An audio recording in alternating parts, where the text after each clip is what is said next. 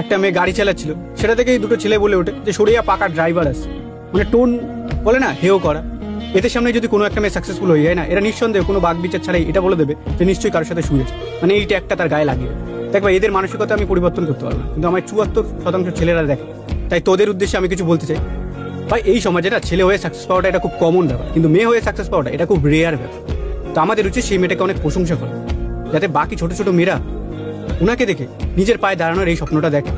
কিন্তু উল্টো যদি আমরা বদনাম করে দিই, উল্টো পাল্টা ট্যাগ লাগিয়ে দিই, তাহলে ছোট ছোট মেয়েরা ভাবে আমরা বা সাকসেসফুল হয়ে কি করবো, ওই দিদিভাইটা দেখো অত সাকসেসফুল তাও এত বদনাম। আর মাথায় রাখবি, কোনো ঘরে যদি কোনো লেজেন্ড তৈরি হয়, ওই লেজেন্ডকে তৈরিই করেছে একটা নারী। আর এটা শুনে যদি কেউ ডিনাই মোডে চলে যায় না, না না এমনটা হয় না।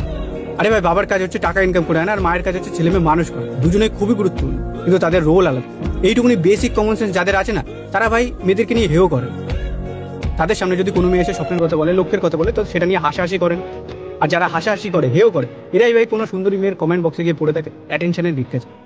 আর একটা কথা খুব চলে যে একটা মেয়ে নাকি সর্বদা সাকসেসফুল মানুষকেই বাঁচার চেষ্টা করে। তো কি করবে ভাই, একটা ছেলে তো তাও সুযোগ পায় সাকসেসফুল হওয়ার, কিন্তু একটা মেয়ে তো সেই সুযোগটাই পায় না। 18 হতে পারবে না, বিয়ে 20 হতে পারবে না, এত পড়িয়ে কি হবে, বিয়ে দিয়ে দাও ভাই। সে তো সেই সুযোগটাই পায় না। তো সে তো চাইবেই একটা সাকসেসফুল মানুষকে বাঁচা, নাকি একটা ফকিরকে বাঁচবে। এটা রিয়ালিটি, এটা ডার্ক রিয়ালিটি।